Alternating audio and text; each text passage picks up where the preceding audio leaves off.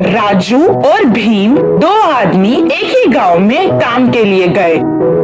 राजू बहुत अक्लमंद था और भीम, जैसा उसका नाम वैसे ही, वो बहुत शक्तिशाली था। वो आराम से कितना भी भार हो उठा सकता था। उस गांव में एक बहुत बड़ा लकड़ियों का व्यापारी रहा करता था। वो दोनों उसके पास काम मांगने गए। तब वो व्यापारी उनसे कहने लगा, जंगल जाकर लकड़ी काटनी पड़ेगी। क्या तुम दोनों से ये हो पाएगा? हाँ, हो जाएगा। ये तो कोई मुश्किल का काम नहीं। तब व्यापारी ने जवाब दिया, तुम दोनों जितने पेड़ एक दिन में काट कर लाओगे, उस हिसाब से ही तुम्हें पैसे मिलेंगे। वो दोनों कुल्हाड़ी लेकर जंगल गए। पहले दिन होने के कारण वो दोनों बहुत उत्साहित थे और जोर जोर से पेड़ काटने लगे।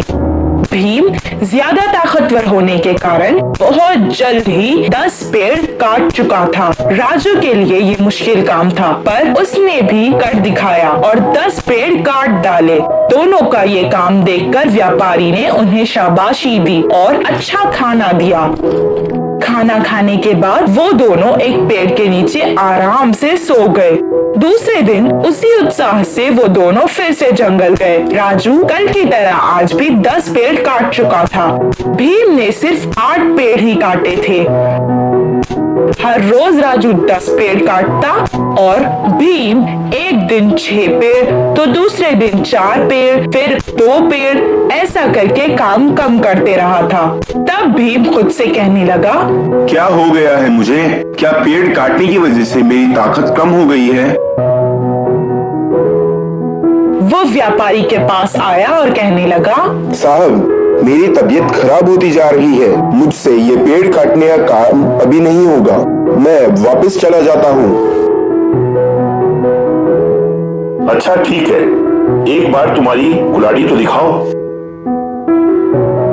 भीम जाकर कुल्हाड़ी लाया, उसे दे दी। व्यापारी ने उस कुल्हाड़ी को देखा। इतने दिन से तुम बस अपने बल का प्रयोग कर रहे थे और बुद्धि का नहीं। एक बार पेड़ काटने के बाद अगर कुल्हाड़ी को तेज नहीं किया तो वो मुंड हो जाती है। इसलिए हर बार कुल्हाड़ी को तेज करते रहना चाहिए। राम ने अपनी बुद्धि का इस्तेमाल किया और इसलिए वो इतनी कम मेहनत करके भी ज्यादा कमा रहा है। तुम इतनी छोटी बात नहीं समझ पाए। देखो भीम, हमें बल के साथ साथ अपनी बुद्धि का भी इस्तेमाल करना चाहिए। भीम को अपनी गलती समझ आ गई और वो अगले दिन अपनी कुल्हाड़ी को तेज करके अपने साथ जंगल ले गया। जैसे पहले दिन उत्साह से उसने पेड़ काटे, उतने ही उत्साह से उस दिन भी काम करने लगा। बुद्धिमान राम की तरह उसने भी